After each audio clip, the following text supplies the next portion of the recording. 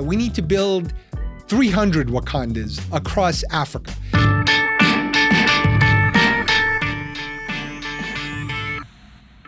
Welcome to an all-new episode of the McFuture podcast, challenging the beliefs that run the world. I'm Steve Faktor, and today I'm going to try to have a very adult conversation about a very adult topic, followed by about 4 hours of ASMR. I wanted to quickly re-record this part because I don't think I did it justice the first time. I think this is the single most important trend in the world right now.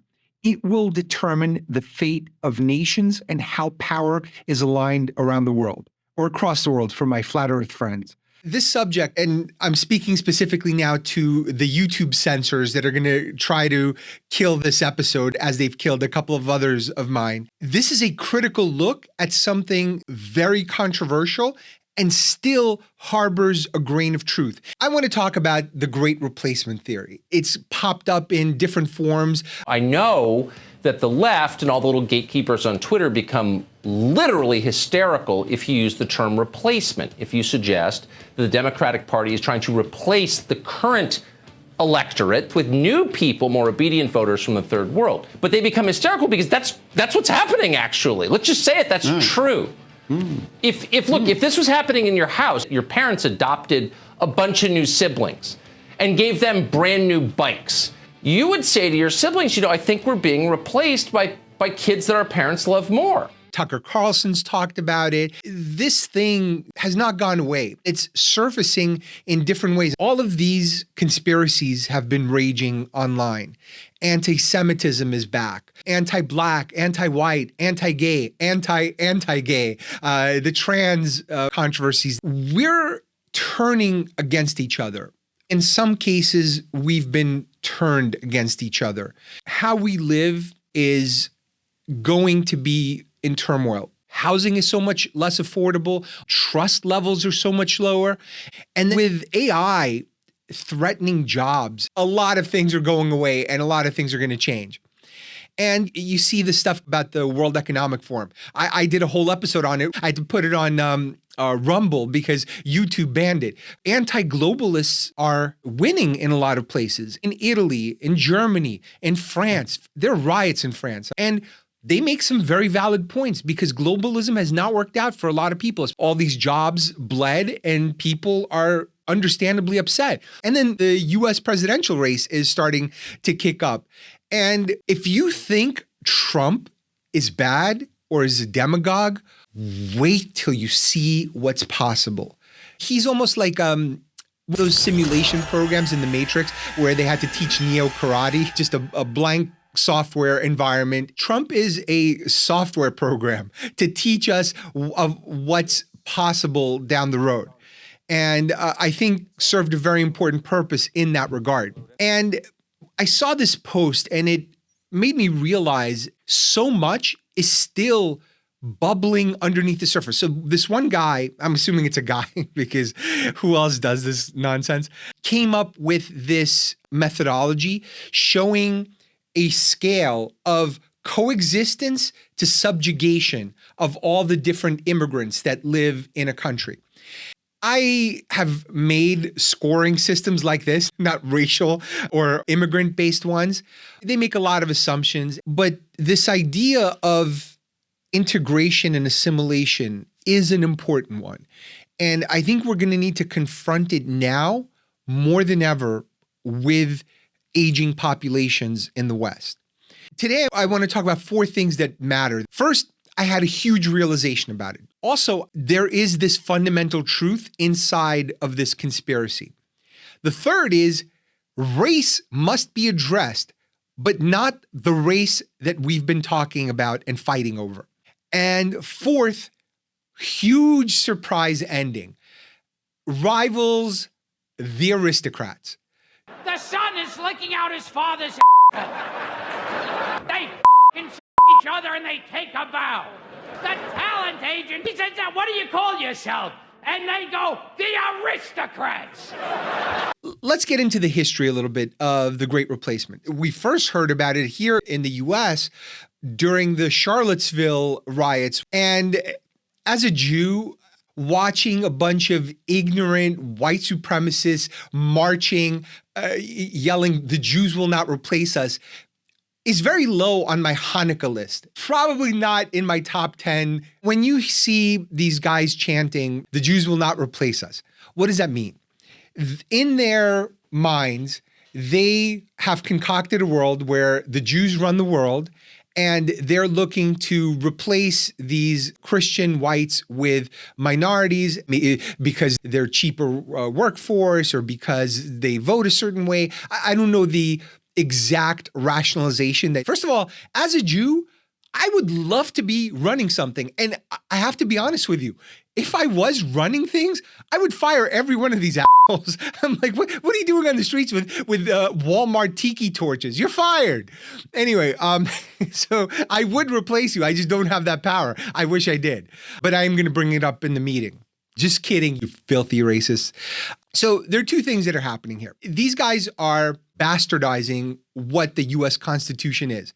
And despite all of our failures to live up to those ideals, the ideals themselves are great. Equality of opportunity, pursuing liberty and justice for all great stuff.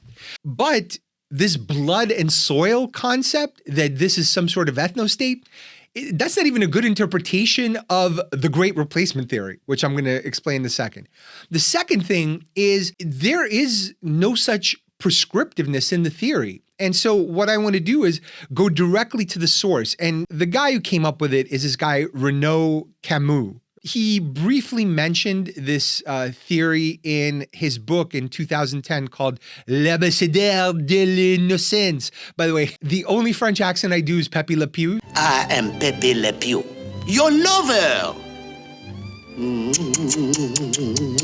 Basically a rapist squirrel, or what was he, a skunk? A rapist skunk is my one French impression I've trained on in my childhood.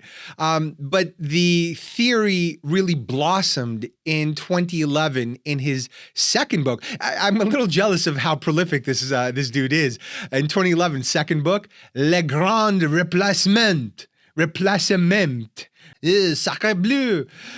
All right. He claimed that this whole theory came to him almost completely by chance. And I actually have to give credit to Vox. I don't often give credit to Vox because they publish a lot of goofy, bloggy stuff and also some condescending, biased stuff that's very like left-wing or whatever. But in this case, they did a great job. They did a Q&A with Camus and asked him all the questions that need to be asked. So let's go through the theory and let's go through his responses. They asked him first, well, what is the Great Replacement? These are his words. It applies to all contexts in the world. The very essence of modernity, that things are being replaced. Objects are being replaced. Landscapes are being replaced. Everything is being replaced. And then the interviewer, she asked for clarification. She's like, well, do you specifically talk about Muslims? Is that a replacement you're concerned about in Europe? And his response was, yes, the Muslim migration is just the form that it takes in Occidental Europe. And it's a very strong culture and civilization with its own language, its own religion. For instance, in Western Europe, the replacement is just as much by Black Africa as it is by Northern Islamic Africans. So, okay, now we're getting into race territory, but it's not exclusively that. So let's keep going because he does clarify this. So she's like, well, so you're concerned about the replacement of white Christian Europe then, right? He said, quote, it's about Western civilization as a whole, yes, of which Christianity is one central composing matter.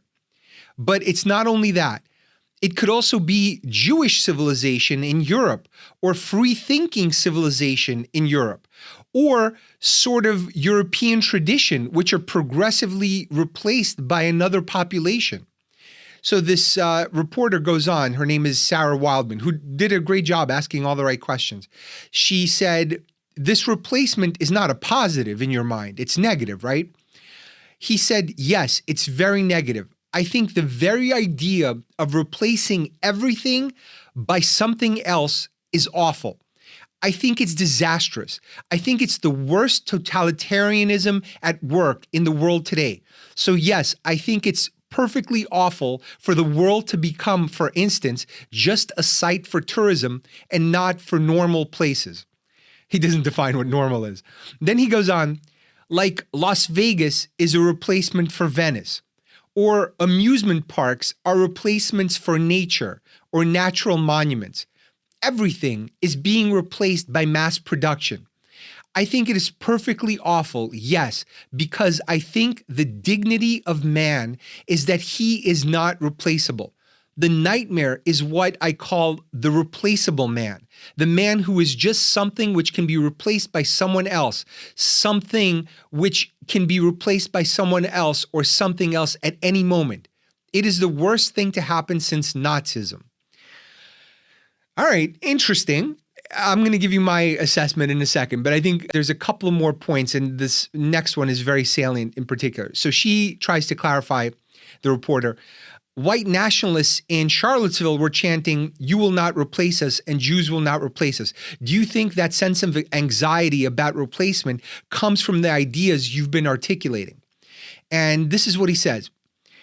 The refusal to be replaced is a very strong feeling in man. It doesn't really need to be put into hearts and into minds. So he thinks it's innate. And this is a key point right here. This is his quote. The will not to be replaced was at the center of resistance to colonialism. The refusal of being a colony in India or in Africa is very much part of anti-replacism. People don't want other people to come in their territory, in their country, and change their cultures and their religions, their way of living, their way of eating, their way of dressing. It sounds like the ultimate NIMBY theory, not in my backyard. It exists in milder forms, in non-racial terms, and maybe more economic terms, or just group clusters, pretty much everywhere you look around the world. So there is some truth to it. But he does also distance himself from Nazism, anti-Semites, and violence. But he does fear, and this is a quote, ethnic, cultural, civilizational obsolescence for Europeans. And when asked specifically about Americans, he said, Americans have every reason to be worried about being changed into just another poor, derelict, hyper-violent, and stupefied quarter of the global village. Now I don't know if intentionally or because of the interviews that I've read with him and some of the other writing that I've read. I didn't read the original book because I didn't have time for this episode, but I read a bunch of summaries and I've read a bunch of his interviews. He either purposely or just it's not part of his theory, leaves out harsh lines between culture, religion, ethnicity, and race. He mentions them in passing, but he doesn't take a strong stand on any one of those things or which one is right, because he's very careful to use examples where it's like, hey, colonial Indians and Africans didn't want to be replaced either. So that's part of his theory as well. At the end of the day, I found his theory to be extremely aimless and unfocused. It's almost like a cultural theory of everything. Everything can fit under this theory. It's like, oh, the replacement of cars, the replacement of underwear, the replacement of hair. How could that be bad? You didn't have hair before, and they went and moved the hair from the back of your head to the front of your head, and now you have hair. How can the replacement of hair be bad? Camus, explain it to me. His theory tries to cover too much. It tries to cover humanity. It tries to cover things. It tries to cover every region. It doesn't take a lot of different cultural circumstances, historical circumstances into account. I think this guy just lucked out. Honestly, I think he just got lucky that the right crazy people took hold of his theory and they're like, hey, wait a minute, I feel like I'm being replaced. That's bad. This guy is speaking to me. So I think there's a lot of that happening, but it's really unfocused. And here's the big realization I had. This theory is exactly the mirror image of the cultural appropriation theory on the left. When you're saying, I don't want to be replaced, that's a natural thing. You're trying to protect your job, your community, the way of life that you've known or whatever. Fine. That's kind of the historical norm. You may disagree with it. You may think someone is racist or a NIMBY or whatever your range is for judging that person. But at least it makes sense, right? Because it's survival of that person and of that person's interests. It's like, I don't want to be replaced. The cultural appropriation theory is like, I don't want the cultures of these other people that I see as weaker or not as smart or not as successful or lesser than me. I don't want them to be replaced. It is the luxury version of the great replacement theory.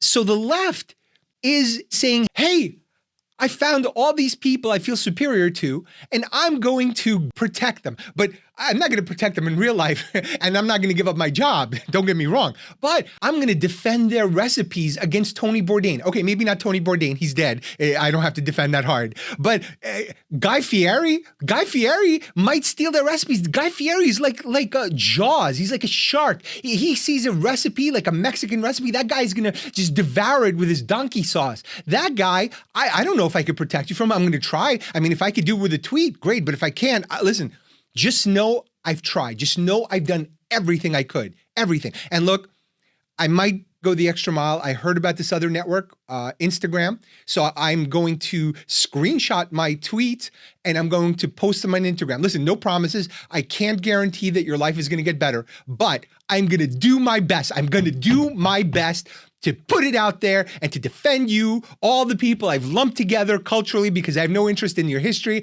or identifying who's what and what's what. It doesn't matter because it will make me feel better. I will feel better. And isn't that what's most important? The feelings of the white person protecting you. Isn't that what matters most? It is the most luxurious way to assuage your own guilt, as long as it can be done with a tweet. Do you see that the racism is about the same in both theories? It's so simplistic. You've lumped all these people together, people of color. What does that even mean? That shows this deep disinterest in their history, in how things got the way they got, in the individuals involved and their conditions and situations. It just become this catch-all to assuage guilt and to squeeze votes out of people. That's all it is. It's a manipulation. It's just a manipulation. And the great replacement and cultural appropriation are exactly the same. So there's another thing going on here. And this is something that Camus, he kind of alludes to, but he never really talks about it. He never really nails. And I wrote about this actually after Charlottesville, and it's more relevant today. I wrote a piece called Shame I Did Not See It Sooner. And not see it is spelled as in the guys who march in what are those boots called? Jack boots? No, what are they called? The goose stepping guys. You know who I'm talking about. I wrote about shame. And this is a really important part of it. And I think we embrace it in some contexts, but we don't embrace it in others. And so let me just read you a little excerpt of what I wrote there. Every leftist and libertarian I know agrees that our presence on foreign soil, especially in the Middle East, contributes to radicalization. They never stop saying it except when their guy is president. And I'm alluding to Obama, who continued all the Bush policies. But how would you feel if an omnipotent foreign army was stationed in Michigan, deposed and installed our leaders, and could rain bombs on us at will? The word that comes to mind is impotence. Over millennia, we evolved all of these muscles to defend our families, our communities, to bring home the kebab. But now they can't. They can't provide. They can't defend. They can't be men. And even their country's not quite theirs anymore. Not without some foreign bodyguard they don't know or trust. This is a shaming. So they lash out. Not everyone, but you kill enough people and the 6 degrees of Kevin Bacon catch up with you real fast. This kind of shaming is not unprecedented. Germany after World War I was decimated, forced to pay reparations, plunged into depression. Again, men could not support their families. Money was worthless, basic goods unavailable. And guess what happened next? A failed painter showed up, promising greatness. Not food, not shelter, not jobs, motherfucking greatness. And we all know what happened next. His Instagram blew the fuck up. The rest is history. So what's today's shaming? Everything.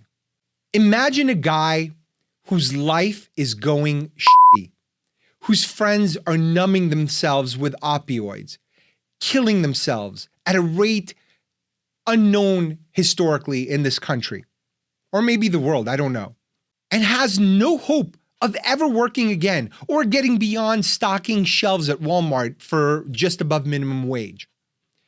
Imagine that guy turning on the news and a virtual occupying force bombs him every day with accusations of white privilege, some sort of shaming that's been invented 5 minutes ago that he's doing that he didn't know about.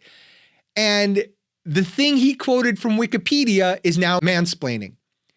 Now imagine 7 to 10 years of this, over and over, nonstop bombardment on media and social media, nonstop reminders of the privilege his skin and gender afford him, and still only $80 in the bank. Suddenly, it's not inconceivable that the shamee lashes out by finding others like him online, by voting in the FU candidate into office, by going after other groups.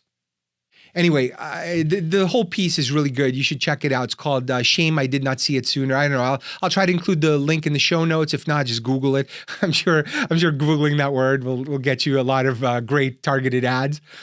So there's really two things here that Camus didn't touch on. The first is this intrinsic failure to achieve. Because a lot of these people could have tried harder, could have done better in school. They could have gotten better jobs. They could have moved out when they were younger and tried to pursue some other career. I guess if it was within their capacity. So maybe you could make that argument. Maybe there's this internal shame for not achieving more or being more capable of taking care of their families. So there's that part of it.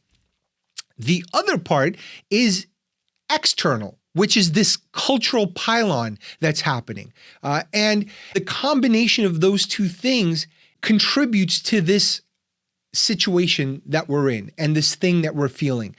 And there is a hidden truth here, a very real phenomenon that's happening. And that phenomenon is aging. We have aging populations all across the developed world. Asia, Europe, and even here in the US. Japan is at a median age of 49. They're busy developing exoskeletons so their workers can keep working. The sensors activate the wires and that lessens the burden on my arms. I'm cancelling out about 12 kilos worth. It's insanity over there. They are done. They are done. Germany is in their high 40s, I think about 48. US, since 1980 to today, has gone up from 31 to 38. So we're not exactly spring chickens, but we're doing okay. And then by comparison, Africa, median age, under 20 years old. Some countries it's 16. It's just inconceivable. Like, can you imagine a Japanese person going on vacation somewhere in Nigeria or Zimbabwe and going, what? I haven't seen an old person yet. Why is this a problem? Isn't fewer people good for the planet? Seth Rogen said so. Some people want kids. Some people don't want kids. I think a lot of people have kids before they even think about it. Honestly, the older we get, the more happy and reaffirmed we are with our choice to not have kids. And we don't have to raise a child, which the world does not need right now. And I believe all Rogans. Hashtag believe all Rogans. Seth Rogen says it's not good for the planet. And so does AOC. There's scientific consensus that the lives of children are going to be very difficult. And it does lead, I think, young people to have a legitimate question. Is it okay to still have children? People I trust. The problem is we want stuff. We want food, clothing, gadgets, shelter, toys, cars, homes. We want all of these material goods. And we either have to make them or we have to earn enough to pay someone else to make them for us. And that's assuming we can't use debt to do it into infinity, which we have been doing. Same thing goes for services and experience. You see all these blogs are like, hey, young people, they don't want stuff. They don't want houses. They just want to have experiences. They just want to get jacked off in a van overlooking a mountain somewhere. No, they want stuff too. It's just they can't afford it. They're making the best of things, okay? They don't have the jobs. They don't have access to some of the material benefits that existed before the country got f***ed by shitty politicians. And experiences cost money too. You still have to rent the van. You still have to go on that vacation. You want to go on a tour or you want to go see the sights in whatever place you just backpack to. That's all money. That's still money. You still need a job. You still need some way of earning it. And who's going to wheel you around when you're 85? Who's going to pay for your Medicare when you're old? Who is going to do it when there aren't people working? Who? And that's why the French are rioting.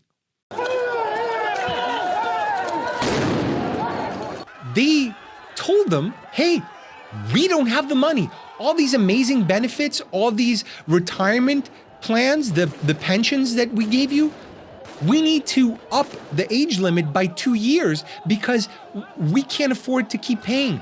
Riots on the streets, stuff being burned, rocks being thrown. That's what happens when you tell French people they have to work. It's not good. And those things are going to happen everywhere because the money runs out when you don't have people earning it. In England, perfect example, the number of pensioners supported per worker is going to increase by 40% in the next half century, in the next 50 years.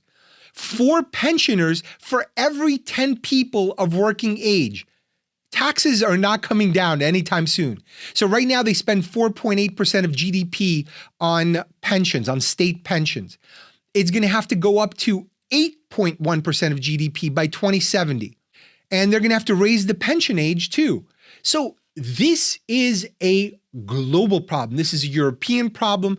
And the US, it's going to become a problem soon, and the instability caused elsewhere will become our problem as well. And I'll explain that in a second. But no one is immune, and I don't even think percentage of GDP is the right way to look at this stuff, because percentage of GDP suggests that there's going to be some growth in your GDP. Well, that growth may not come because you have fewer workers. So now I think the better way to look at it is percentage of your tax revenues that now need to go to supporting pensions or these other social programs that now aren't that affordable anymore. So bottom line is we need workers. We need workers. We need lots of workers. And nothing has worked to make workers. Every program to grow population organically has failed miserably. For example, Poland, their population is going to fall to 34 million from 38 million by 2050. Their birth rate is 1.44. You need a birth rate of 2.1 for replacement. Get it? Replacement? You need to replace the people that used to exist with new people if you want things to continue working. You need to replace them.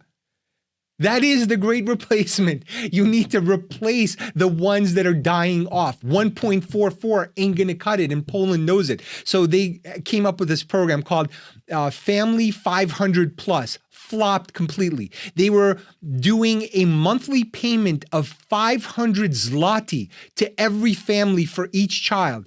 Now, 500 zloty, I believe, is like 48 cents, which may not be enough because zloty isn't what it used to be. Not to be confused with pilati, which is for rich white women, but zloty is something else. It's their currency. And this program was also expanded to cover the first child of every family. So they were just handing out money, and they spent a total of 42 billion zloty per year on this program. Total flop. And they have a new strategy, Demographic Strategy 2040, which has flexible work for pregnant women, reduced hours with employers legally prohibited from discriminating against anyone who's on maternity leave. Mothers returning from maternity leave will be protected from being made redundant for 12 months. And they'll also not be permitted to dismiss fathers until their child's 41st birthday. Oh, I misread that. First birthday. And also during pregnancy and during anal sex. I don't know why they added that in, but why not throw in a little fun, right? Polish moms are actually allowed to have their bosses executed. And if they're found guilty, the parents of the boss go to jail. I thought that went a little too far, personally. All right, seriously, none of this has worked. They're trying to add housing support and all this other stuff. None of these programs. Hungary, same thing. Women below 40 who marry for the first time will be eligible for 10 million forint, which is $36,000. By the way, if your currency is up to 10 million and it only amounts to $36,000, you got to change the currency. You got to knock some zeros off. This is not a good look.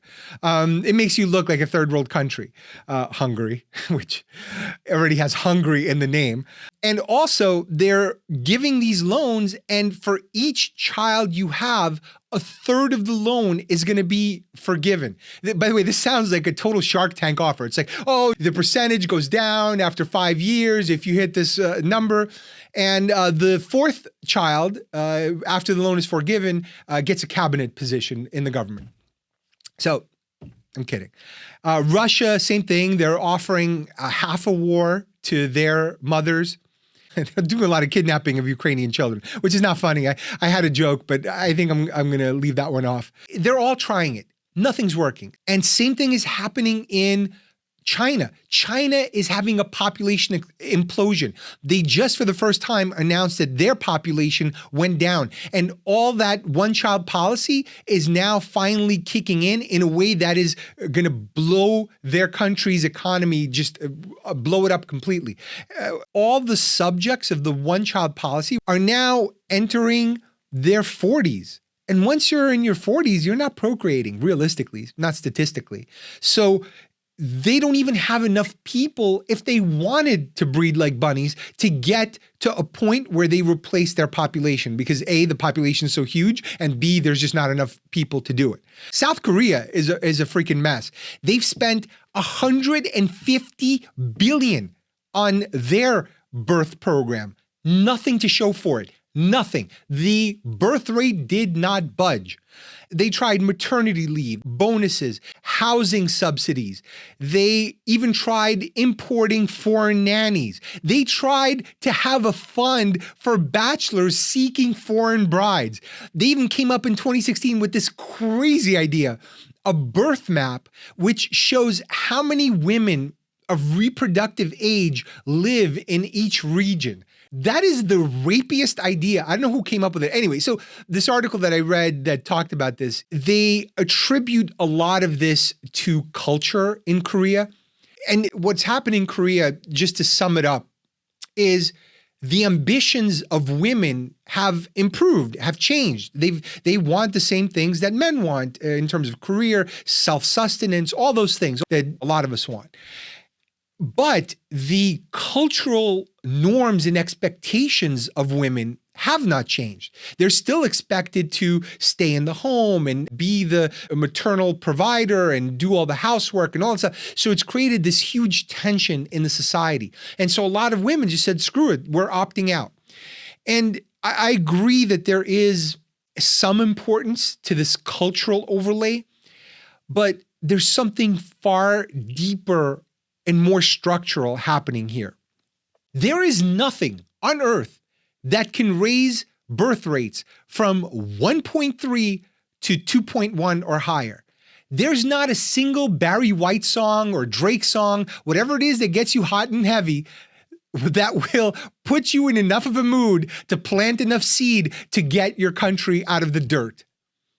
The reason no country can get to 2.1, which is replacement, is this thing is structural. The decline in birth is locked in to modernity. And that's because historically children have served three main functions. The first is survival. You needed them to help earn, to support you when you couldn't anymore, to work the fields, to protect the village, to fix the roofs, to do all these things that you could no longer do in your 50s or 60s if you were lucky to even live that far in those times. And also take care of you when you're old, just someone's got to wipe your butt. And then there's the biological and emotional need that just kicks in. I mean, who hasn't kidnapped a small, cute baby when they've got baby fever? Take them home and raise them as your own? Who hasn't done that? Okay, maybe a few of you haven't done that, but that's fine. Don't do that. It's not legal. The third thing is social and religious. People are social creatures. There's only so much of a browbeating you can take from your parents. Hey, you better get married. You better have kids. You better do all this stuff. And then all your friends start doing it. So there's this social component where your friends start abandoning you because they're getting married and you're like, oh, I better do that too. But what happens if you eliminate number one? You eliminate the survival component.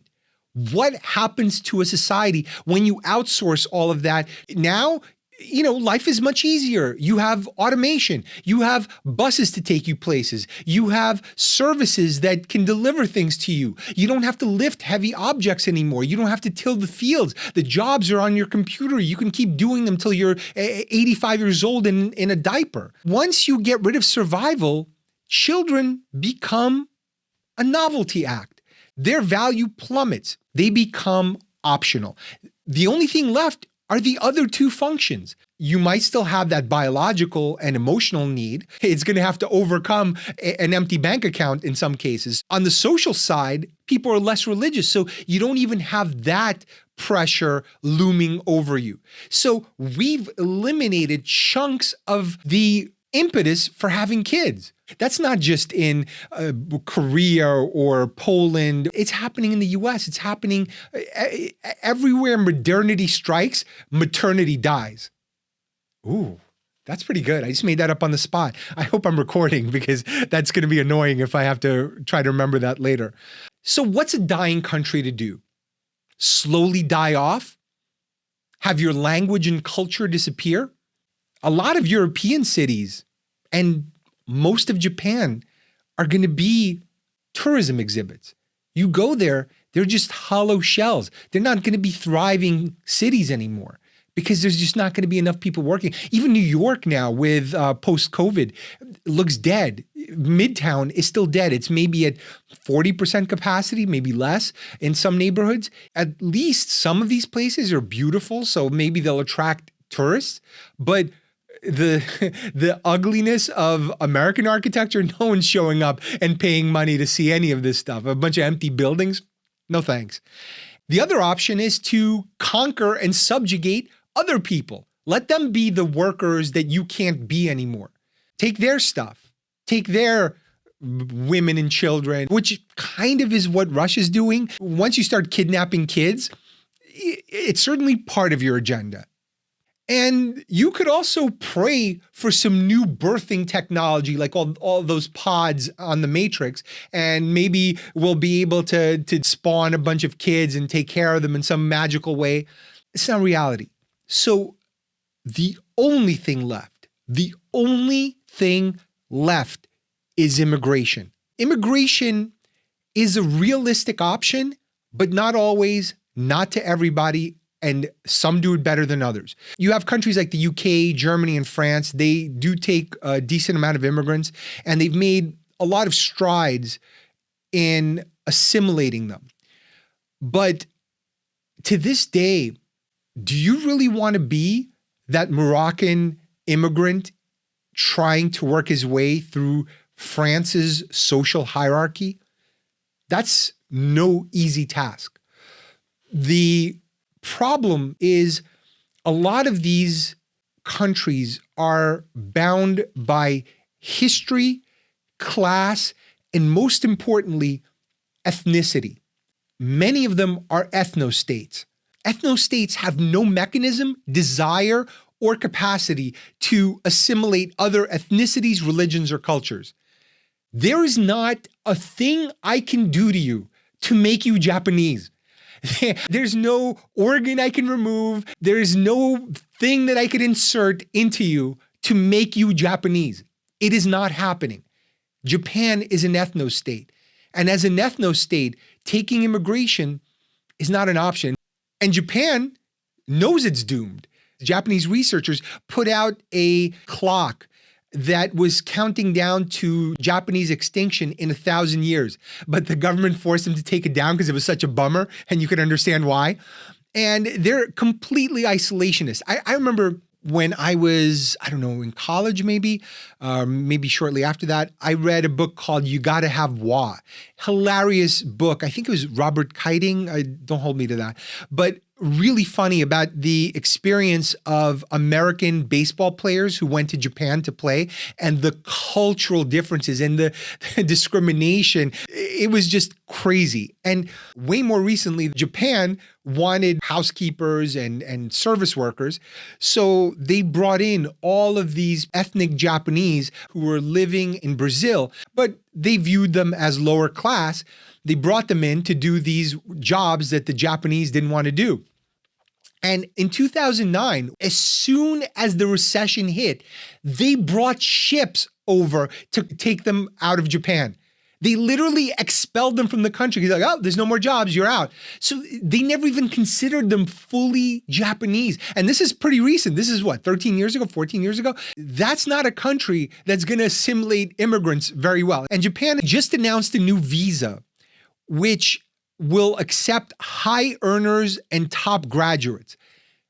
I could tell you now, it's not going to work because there's not enough high earners and top graduates that want to hang out with 50-year-old Japanese people, unless they're coming from some godforsaken country where things are really bad. And secondly, if I start hanging out with bodybuilders and don't lift a weight, no one's going to confuse me for a bodybuilder. So these people coming in will not get the acceptance or the assimilation that's necessary. And Japan is maybe an extreme version, but there's a version of that in other countries.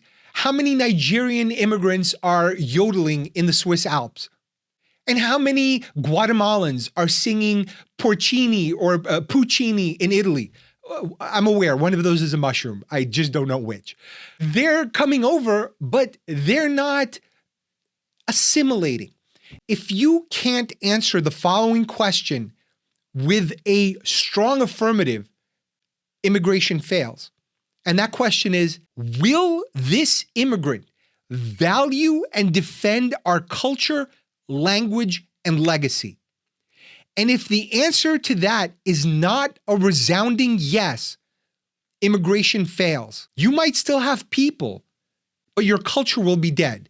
Even if it's not completely dead, it'll just age into extinction as the Japanese are anticipating they will. The US is a rare exception. And listen, I'm patriotic. I immigrated here. I'm an immigrant from Soviet Union, from Ukraine. It is so rare to have a country where citizenship is decoupled from ethnicity and from class in a lot of ways. I am an immigrant. I work with people who are immigrants or second generation immigrants from all over the place, look all different ways, come from all different places, some of them impoverished places. It's really an amazing place. It really is. at least historically in the US, we've been united by common principles and enriched by our ethnicities, not defined by them. That's very different. And even class in the US is not the prison that it is in other places. Like, making it is not easy. No one's saying that it is, but it is extremely common. In fact, it's so common, there's a rapper who made it from the hood whose name is Common. He couldn't have crippled himself with a worse name and still succeeded. That's how common it is to be a success here. And it's not just people from the hood, it's people from the backwoods who are good comedians. It's Chinese immigrants who become great doctors because they value education and put in the work. Or Indian tech titans who are now running some of the biggest corporations in this country. Everybody is able to make it here, and the class structure is not rigid. There is a level that you can reach where you can be partying with Cristal on Puffy's yacht. There is that level, and everyone can do it. And if you're hot enough, you could skip the line maybe, but for the rest of us, we're gonna have to work for it and get there ourselves. And so you end up rocketing up the social order regardless of your ethnicity. That is a beautiful thing to be appreciated. You don't have to win the sperm lottery. By the way, the sperm lottery is where they use their little tails to rub off those numbers on the tickets. This is not where the royal family still rules. The closest thing we have is Kardashians, and even they fuck their way into fame. And we have one other advantage that no one talks about. And that advantage is self-sufficiency, or at least the prospect of it. Here's what I mean by that. We have a pretty smart population, or at least people who have the capacity to be smart. So we have production power, the power to innovate and spawn companies and do all these great things. The other thing we have is a large, wealthy market that represents purchasing power. So we've got two sides of the equation. That is extremely rare. Like Israel, for example, has a super smart population, on average, way smarter than ours. They have way more Nobel Prizes and research studies published and innovative companies per capita than we do. But they can do nothing with them domestically, not to uplift their economy. They have to sell to other big markets. That's the only way they can monetize all of that smartness. And same thing with Singapore. Singapore has a tiny market, but it's filled with smart people. So they have to become the banking hub for other markets. So they have to provide services to other big countries or big places that do have big markets. And China, we, through outsourcing, through our own short-term greed, put them in a position to be both smart and a big domestic market. And that's why they are a legitimate threat and places like Russia is not, because Russia can't produce because their culture doesn't allow for innovation, and their population is now collapsing. Actually, China's collapsing now too. So it's a very interesting world. And then you've got countries like Thailand, which does not have a very educated population. So they're selling their bodies. And it really sucks when no one is buying. Like during the pandemic, they tried to say, hey, we're going to do this work visa, work from paradise. We have all the internet you need. Come here, you spend your dollars here, live here, do commerce and invest here. No one came. No one came. That's all they've got. And if you don't show up, they got to compete with the rest of us uglies picking fruit out of the ground or kombucha. I don't even know if kombucha comes out of the ground, but someone's got to pick it, and it ain't going to be us. That's the world we live in. So if you're not beautiful and people can't pay you for that, and you're not smart, you have to find a way. You still have to survive. So we need immigration. As Americans, as Europeans, Japan, not all of us can have it because of the reasons we've talked about. How big should it be? Well, I could at least speak for the US, and I'm speaking for the entire country of the United States. I was briefly infatuated with Matt Iglesias' book, 1 Billion Americans. And the reason for that is I do think economics dictate power and influence around the world. For example, when all these controversies with China started bubbling up, Nike could not make a peep. Neither could the NBA, because their market and their future is in China. That's where the growth is. So they shut the hell up when Hong Kong is doing protests. And I think it was an NBA coach said something in support of Hong Kong. They sent their number one hitman, LeBron James, to shut that guy up because their bread is buttered in China. Your economic might dictates your cultural power, not just in your country, but around the world. So by definition, you need to have a bigger population and a bigger and more powerful economy so your values get exported. Your word is the final word, not the word of the bigger economy somewhere else that's buttering everyone's bread. And so I was infatuated with this 1 billion Americans concept, saying that, yeah, maybe we should let in a bunch of immigrants because we can assimilate all these people. We have the space, and more people means more stuff being bought, more innovation, more of all these great things. I don't think that number is necessary. I think our number is probably closer to 500 million than 1 billion. And the reason for that is China's population is imploding. I don't think they'll be the powerhouse that we feared them to be. I think China is going to get old before it gets rich. And the thing about our immigration debate, we are blowing it. We are blowing it so hard. You would think we had an OnlyFans channel. That's how much we're blowing immigration. We're having the dumbest debate. Our system rewards argument, and the right wants to sell you on fear of immigrants, and the left wants to sell you on cheap labor under the guise of caring. Consuela, please finish cleaning the apartment, please. Yes. Oh, back to tweeting. Hashtag stop Asian hate. They want their nannies, they want cheap stuff, they want their houses taken care of, but no one's actually looking for the best interest of the country because party first. And both parties bank on it the same way they banked on abortion. It's really not that hard for a rich, powerful nation like ours to come up with a sensible immigration policy. In fact, I fitted on one tweet. Here, I'm going to expand on it a little bit, but it fits in 280 characters.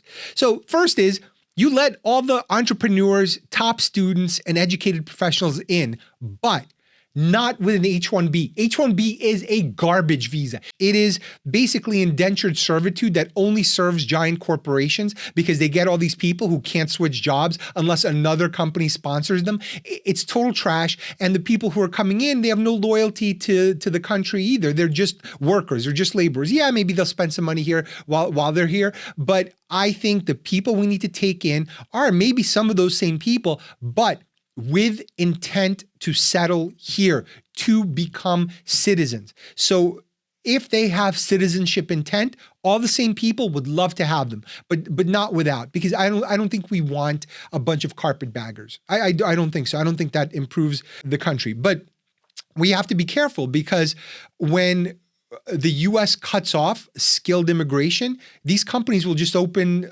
offices and start doing business elsewhere. They're not going to necessarily do it here. So that has to be based on market need, deciding which professions, which cultures, which people to let in or not let in. Laborers, same thing, market need. And this is where we need to make the distinction in terms of the kind of immigration. There's something called the Baumol effect, B-A-U-M-O-L. And the Baumol effect means that even after you account for inflation, the cost of a haircut is still going to be more in 2022 than it was in 1952. And you're like, well, why? Shouldn't it cost the same? No, because of increased productivity in other sectors, the service jobs have to keep up. Otherwise, people aren't going to do those jobs. So if you still want your nails done, you still want your house cleaned, you still want all this other stuff done, you're going to have to pay more even when you take out inflation because these other things are getting more expensive. Housing got more expensive. All the food got more expensive, or whatever else that you need to sustain yourself. So you're not going to do those jobs if you can't support yourself. So that's the Baumol effect. So wage improvements in one area or productivity gains in one area pull up wages in other areas because they have to keep up. Otherwise, you won't get those services. So the two examples I read in this one article, which is actually really good, talked about Australia. So Australia, on average, takes more people with higher education. They have a lot of immigrants from China and Asia in general. So the people that Australia brings in actually raise wages in the country. They don't depress them. But the US and the UK take a lot of low-wage workers. And when you take a lot of low-wage workers, what ends up happening is the average wage gets compressed because you're increasing labor much faster than you're increasing capital. So you need to find that right balance. So people have a reason to be afraid when you're letting in tons of people or not stopping people at the border from just streaming into the country. Their wages go down. It's the Baumol effect. It's real. So any serious conversation about immigration and immigration policy has to address this Baumol effect. It has to address very real fears of replacement and substitution and obsolescence of domestic workers, especially now that a lot of them are doing unskilled jobs that will very easily go to all of this labor that's streaming in through the borders.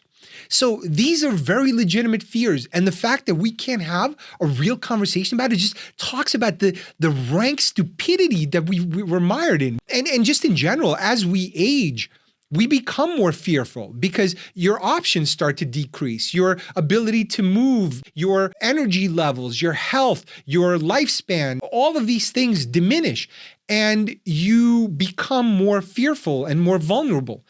And to not acknowledge that is a form of callousness, maybe intellectual dishonesty, and also just a lack of understanding. I don't want to say that people have ill will, but I don't think we're having real conversations here. And I think we also should let in asylum seekers on a case-by-case basis. We don't have to have like a hard and fast policy, but if people are being killed or abused or whatever, and we can assimilate them effectively, yeah, let's try to work that out. This is a big country and it should be a compassionate country as well. And we should also improve nations that are causing a lot of illegal immigration. And Kamala Harris, one of the few things that they deployed her on that almost made sense was talking about this idea of improving their places so they don't have to come to our nation. And of course, the way she said it was probably like, the people who don't have jobs want the freedoms and the jobs. And when they come because they care, and they care because they come, and we care because it's important to care. And when we care, the world is a much bigger place. And when the world is a bigger place, it's a more open place, it's a more caring place. And we as a country become more able to help and nurture the truth that is the human spirit.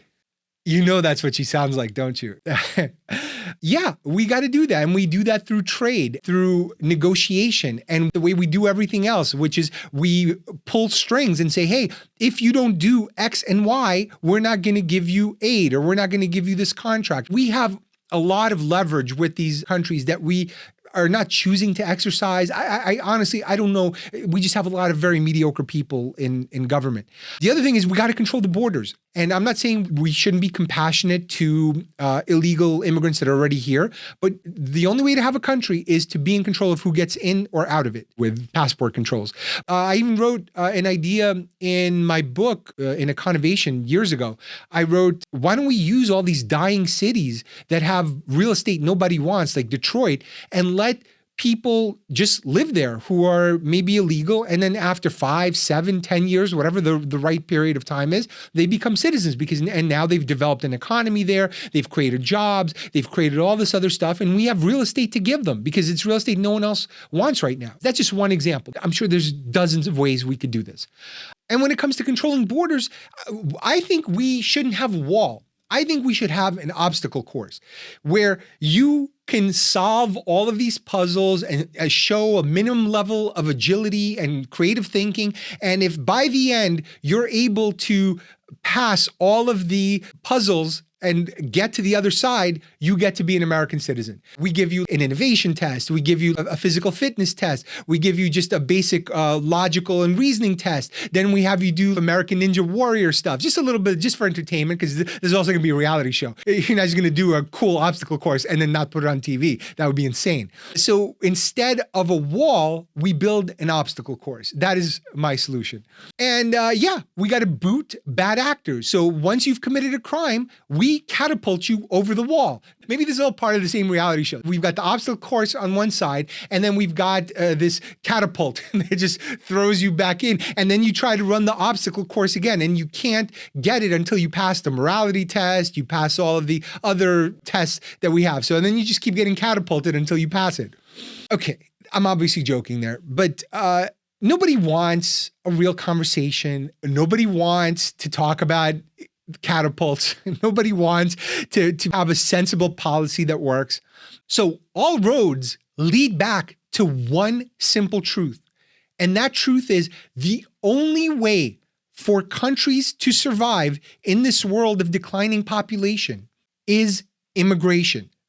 That's the only way economically, militarily, culturally, biologically, that any country stays in business. And some have a way better shot at it than others. I think the US has a tremendous opportunity. If I were a betting man, I would be betting on the US, because despite our idiot leaders and our mismanagement, we have the tools and the capability to absorb people in ways that other countries don't, or certainly haven't shown a history of doing.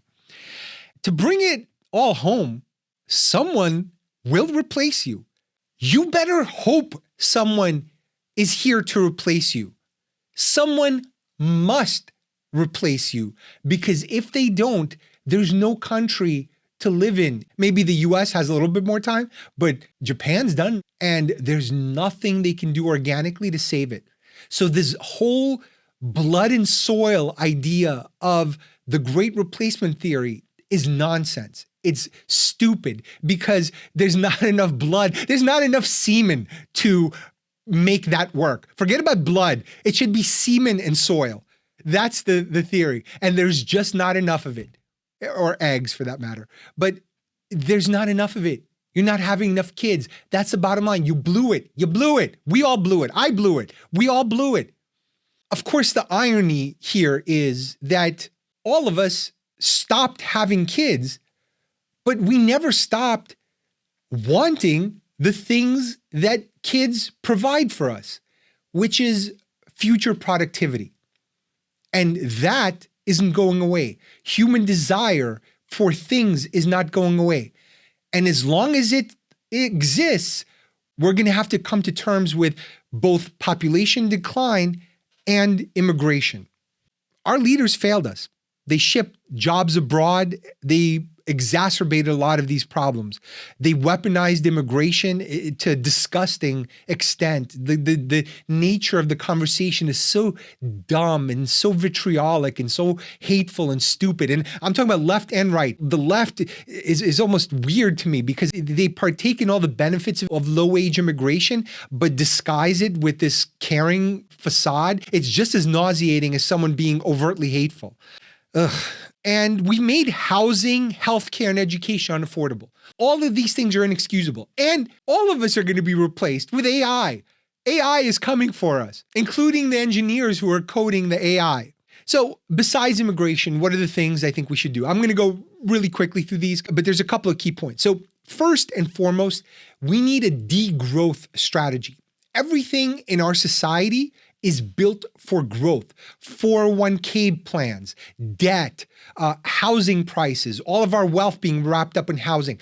All of these things presume that the economy is going to grow and we're going to be able to pay off our debt, because now it's a smaller and smaller percentage of our GDP. But not if we keep taking on more and more debt and the population starts to shrink and there's fewer taxpayers. So We in the US and certainly Europe, and France is trying, and they're putting out fires in the streets trying to do this. We need a degrowth strategy, not active degrowth. There's a difference. So a lot of the environmentalists are promoting active degrowth. 1,000% unnecessary. In fact, this is why I'm not worried about climate change. I was going to do a whole climate change episode. At some point, I was like, screw this. This is a waste of time. And here's why I think it's a waste of time. We are 70 years away from global population declining. And as global population declines, we will consume less. And as we age, we consume less. So all of the pressure that now exists on the environment is going to subside. It's not going to go away. There's still going to be mitigation investments that we need to make. There are a lot of things we're going to need to do. So I'm not against it. And I do support the transition to green and green fuels and clean energy and clean air and all that. I'm in support of all that. But I'm not in support of the panic. And the reason for that is very simple. The whole thing is shrinking. So let's not freak out. So we don't need active degrowth. We just need a degrowth strategy. And immigration is part of that.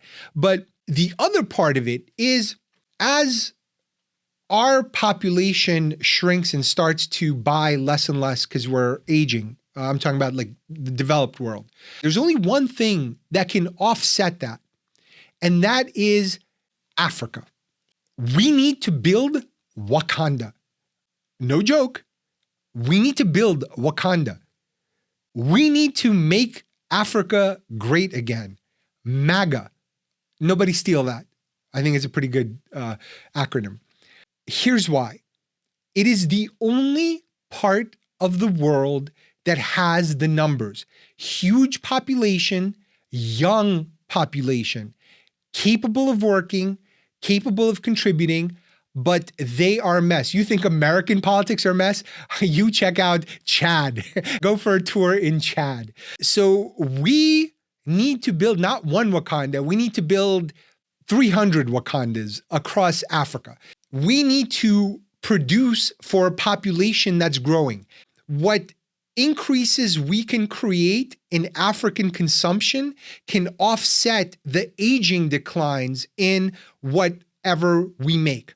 That, in essence, is the strategy. And so whatever it takes to do that, short of invasion, short of killing people, because I know we do that often and claim that it was righteous and it's not. Let's not do that. But whatever gets us from here to 300 Wakandas who are buying all of the stuff and are able to build some of that, and we're able to benefit from our knowledge transfer and our materials and our science and our innovations should benefit all of us as we decline and they have these younger populations. I'm not saying it's the only solution, but I've told you about the others that we've tried, and the Polish people are not going to be able to do it. Neither are the Hungarians, neither are the Russians, neither are the South Koreans, neither are the Japanese, none of them. So, Africa. Next, I do think part of this strategy should be pro-family, pro-growth policies. I don't know about exactly the same ones that I told you about in Korea or Poland, and not because they work or because they bring the numbers up, maybe on the margins, but because part of a stable world that isn't based on growth is increasing comfort, increasing quality of life. And a lot of these birth incentives amount more to quality of life improvements than they do effective birth incentives. The other thing we need to do is we need to make the big three cheaper. And that is healthcare. And I did a whole series on healthcare. Look it up. I'm not going to go into it now. Housing. And there's some good stuff being passed and some good conversations about NIMBYism being had right now. So housing needs to be made cheaper. And education. And education has to be reformed completely. We don't need this mass training and sitting at desks. We need life training. And I'm going to do a whole episode on that at some point. And we need to increase our demands of universities. They're not going to cut it in this world either, not at these prices and not at this level of scarcity that they've been maintaining. So I've talked about it in different episodes. I'm going to piece all my thoughts together at some other point. I don't know exactly when. The other thing we need to do is we need to increase the number of productive members of society. That's going to come from a few places. First is we need a SWAT team in these shitty neighborhoods where kids are getting shot, like Southside Chicago. The same way we found $100 billion in the cushions for Ukraine, and whether you're pro or against Ukraine, it really goes to show you how quickly we can marshal resources for war, but we can't marshal resources for the war on the streets in Chicago. So let's get serious about that and let's fix that. And we can do it. We certainly have the resources. No need to look further for proof, and treat it like the SWAT team that it needs to be treated with. It's policing. It's a cultural task force. It's a lot of things.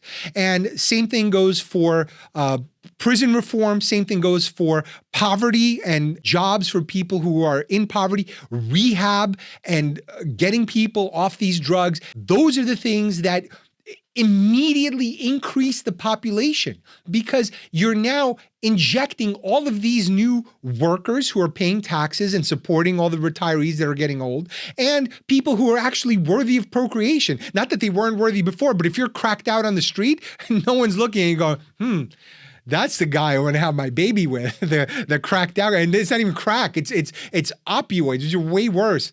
Fentanyl, which kills a lot of people. Anyways, immediately increases the number of prospects off the streets who are now part of productive society. And I think we have to co-fund a lot of R&D and innovation. I've talked about it elsewhere. I'm not going to go into it now. And I also wrote a piece about NATO. I don't think it should be a war-based entity. I think it should be a trade group, and I think it should provide incentives for other nations to join. I did an article about that. So just look up on stevefaktor.com, look up United Nations, and you'll find it. The other thing we need to work towards is labor market fluidity. I want to get to the point where we take down the walls, where we take down the obstacle courses, all the stuff that the libertarians want, at least in theory, but we can't have right now because the disparities are too huge and our politics are too toxic and we don't have the infrastructure. But where would I get this idea from? What wise sage could I possibly have gotten it from? This one. Rather than making them or talking about putting up a fence, why don't we work out some recognition of our mutual problems, make it possible for them to come here legally with a work permit, and then while they're working and earning here, they pay taxes here.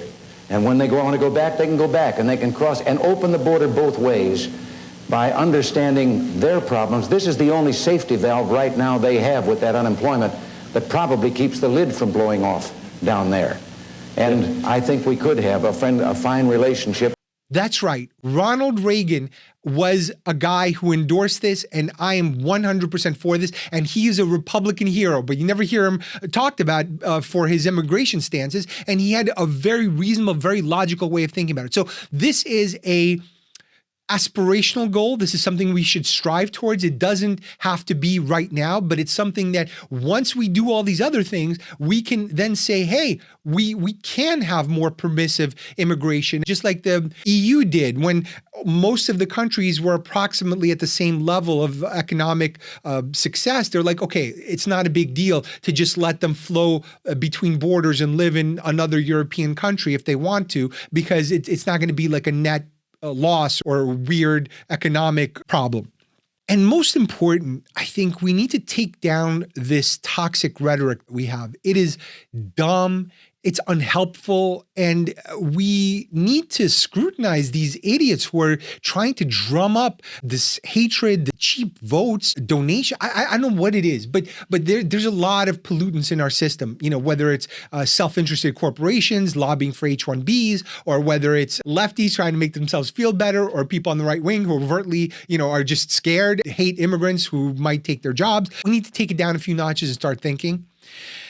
And the other thing that I'm just going to tease right now, I'm not going to get into it much, is we need to align the financial interests of big business with our citizens. And I have a few ideas on how to do that. Right now, we're going at each other, and that has to stop, because I don't think we're going to be able to get rid of big business. In some cases, it doesn't make sense.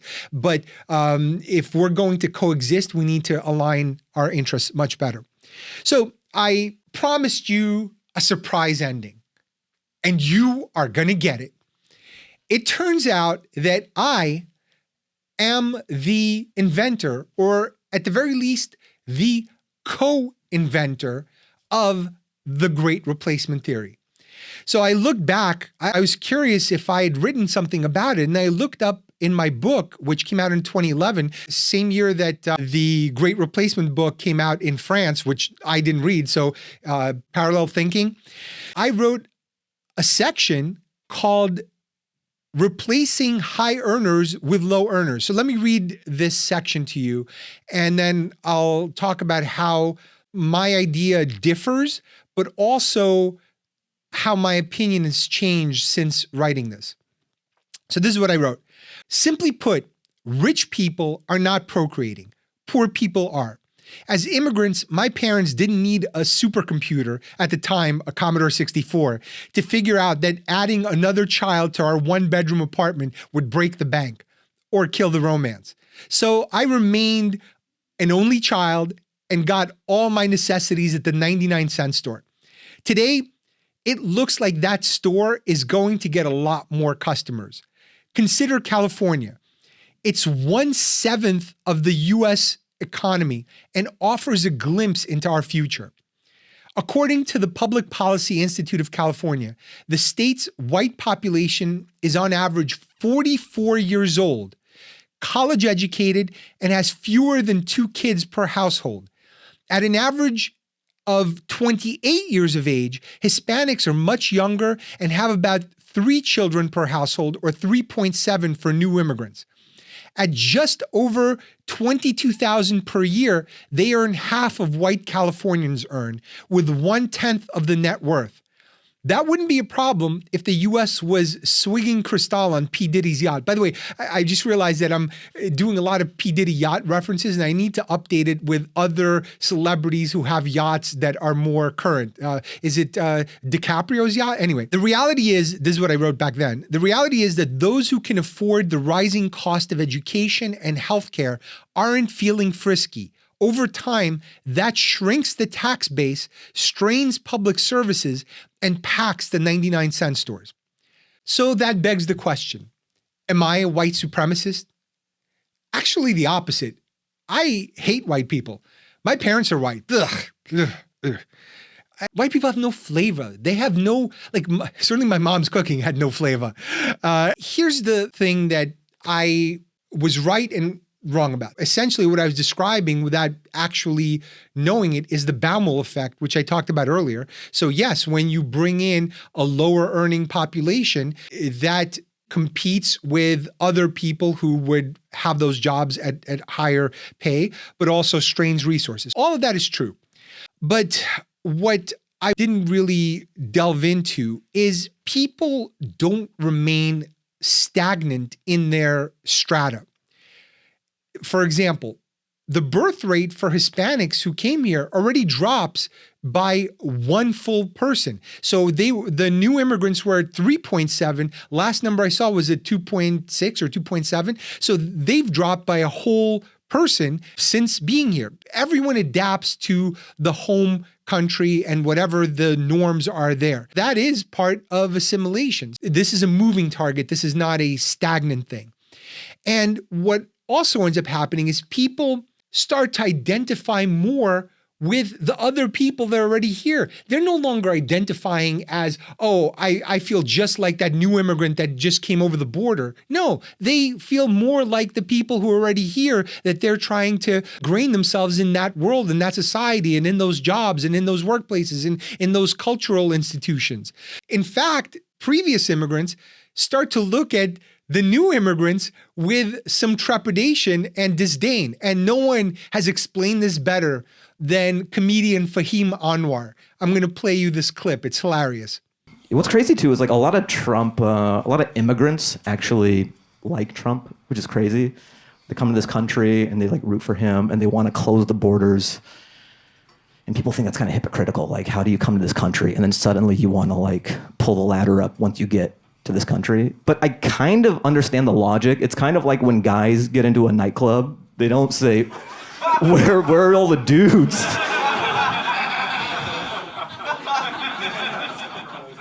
They're like, get these fucking dudes out of here. They get in, like, finally, fucking sausage fest in here, huh? Let's get rid of these dudes. First order of business. Like, is there a bleeding heart dude in there? Like, there's so many dudes outside. There's no house music in that alley. They came here from Orange County for a better night. Like one of them comes through an air vent, like, you're here now. Somebody get us some Grey Goose, hurry! Get him on the dance floor. Yeah, he's just like, oh, I made it. Oh, bring me your funky masses. So this brings me to lefties who are typically pro-immigration. They're right that there is some overt hatred of immigrants on the right. There's no denying that. We've seen them marching with the tiki torches. But where they're racist in their own way, it's saying, hey, people of color, you're black, you're Indian, you're Asian, let's lump you all together into a voting block that's convenient for me, but really isn't remotely accurate. The Cubans, the Nigerians, the Indians that I know are not interested in handouts. So the stuff that the Democrats are selling is not even what the new immigrants are buying, and certainly not the next generation that want opportunity. They don't want handouts. Aside from the pandering and the tokenism, they're just wrong. They're just wrong in their assessment of what people want. Jamaicans are some of the hardest workers in the world. They're not looking to be in some Make-A-Wish foundation for people of color that the left is trying to create. Ultimately, everyone wants the same things. They want safety. They want good schools. They want affordable housing. They want transportation. Maybe we differ on how we achieve that. But to think that it differs by race or ethnicity is so racist. It's just racist. Sorry, it's racist. Ultimately, this just becomes a dogma. So everything we've talked about here today, whether it's the great replacement on the right and the bastardization of all of that thinking, which is basically a curmudgeon. Camus is a guy who's like, oh, everything replaced is bad. It's like an old man shouting at the clouds. And that being bastardized by a bunch of blood and soil people who really should be concerned about semen and soil. So they're confused. And then the lefties who are confused because they're trying to lump people of color together and give them handouts when what they want is opportunity. They want to join this club. This is a pretty good club and it assimilates people. And it assimilates not because it's so great and we work that hard. It's because it's indifferent. It's indifferent to race. It's indifferent to class. It's indifferent to ethnicity. It's just indifferent. And that indifference is what allows you to get onto Puffy's boat, Leo DiCaprio's boat. Anyway, all of these are bad dogmas. And they're full of terrible solutions. Some may say final solutions that are terrible. And the next action item for all of us is a little bit of compassion and a little bit of nuance in having these conversations and understanding where other people are coming from and not antagonism, even if they're wrong, even if they appear hateful. There is a granule of truth. There is a granule of suffering behind their actions. So seek understanding, seek commonality, seek common ground. And so I'm going to get into, in the next episode, is going to be about how to get out of these bad dogmas. Anyway, that's it for this episode. Hope you enjoyed it. If you did, please share it with others. Review the show on iTunes. It really helps. Subscribe on YouTube. And most importantly, support it on Patreon if you can. Patreon.com/McFuture. I will see you next time on the McFuture.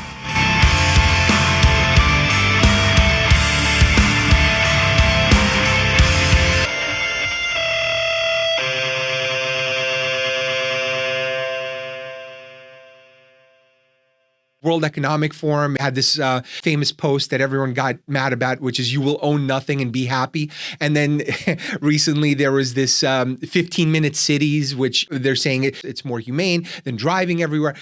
That's all great. But in the context of some of the other things they've said, people are like, oh, wait a minute, there's a bunch of billionaires that are going to try to tell us what to do. So the natural reaction, especially among certain cultures like Americans, like French, we've got revolution in our blood. You can't just tell us, oh, this is how it's going to be. And what's funny is, every single person I know in the suburbs loves the suburbs. They love the space, they love the quiet, they love all this stuff. And they hate the city. They're like, oh, it's so noisy, it's so crowded. I didn't like the walking, I didn't like the subway. And they think they made this choice to live here. They didn't. Suburban planners who designed the suburbs for cars, they made the choice, and now we're all living in it. So this whole idea that people are making choices and there aren't a whole group of architects and planners and designers that planned how we live. People talk about Steve Jobs.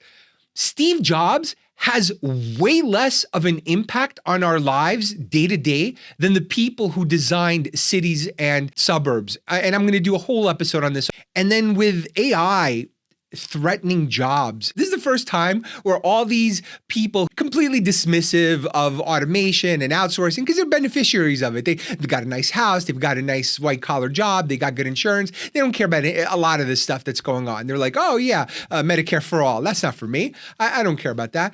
But all of a sudden you see all of these well-to-do poet laureates in marketing going, wait a minute, this thing can write marketing copy better than I can. Yes, it can. Yes, it can. I've looked at the output of ChatGPT. It's not perfect. It's not great for every application, but I would say it's better than 80% of the professional corporate work that I've seen. So take that for what it is, but a lot of things are going away and a lot of things are going to change. In fact, I wanted ChatGPT to help produce some of the notes for this episode. I'm like, can you give me the pros, the cons, the truth, the lies? It said, oh, I can't do that. This topic is too controversial. I forgot the exact prompt. The funny thing is, immediately after, I was like, can you give me a haiku about Chairman Mao of China? And it wrote the following: amidst China's land, Chairman Mao's reign did stand, evolution grand. It wrote a haiku about a guy blamed for about 42.5 million deaths. So I'm happy to report that the show is 100% organic and 1,000% controversial, certainly for AI. At the end of the day, AI is going to thought police you. Unless this thing is completely open source and subject to your rules and not whatever freak codes it. It's also the risk management of the company that owns the AI. They don't want to get sued, so they don't want to release stuff that could be toxic or dangerous or controversial for them. They don't need it. They're profit machines.